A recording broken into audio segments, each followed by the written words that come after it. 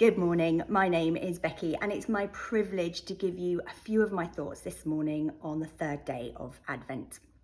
Our passage is Isaiah 58 verses 6 to 12, and if you'd like to have a read of the verses now, then please just pause the video. So initially when I read these verses, they felt quite difficult, a little bit uncomfortable, a little bit challenging. I asked myself, do I fight for justice for those suffering injustice? Do I fight to free the oppressed? Well, frankly, no, I don't. Not that I don't want to, but perhaps because I don't know how to, or perhaps I don't have the opportunity because of my own personal circumstances, or maybe I don't have the means to. So I flipped it on its head and I thought, okay, well, what do I have the opportunity to do where I am in my life? And I realise that there's so much more to these verses that we are called to fight against, to put aside, including all sorts of things like unkind, malicious talk or gossip, unfair practices, perhaps in our workplaces, blaming our troubles on others, blaming our problems on others, those around us. Actually, what God is calling us to do is to help other people in their times of need. And this might be practical help, of course, but it also might be emotional help. Loneliness, particularly at this time of year, is one of the greatest issues facing the modern Western world. People are living in isolation, away from family, away from community, and loneliness is a massive problem. I ask myself, how often do I take the time to stop and give someone who's in desperate need of love and warmth from another human being just 10 minutes of my time? 10 minutes to listen, 10 minutes to make them feel seen, heard, maybe even loved.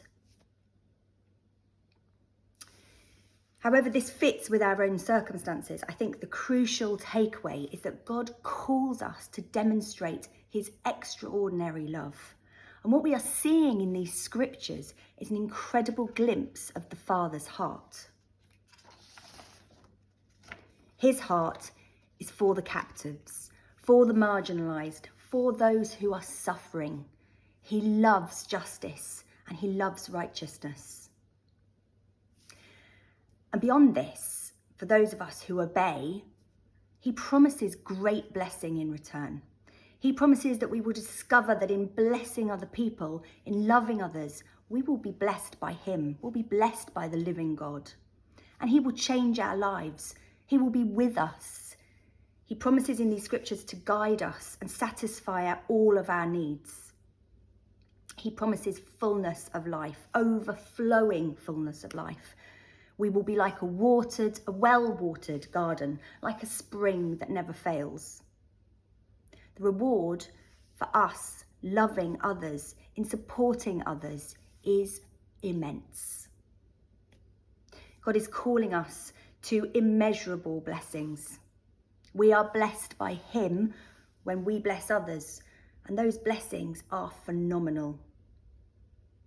Perhaps this Advent, in these frantic, busy days of December, where life seems to speed up and we don't have a moment for anything, perhaps it's just a time for us to try and notice those around us that are in need, either visibly or maybe invisibly.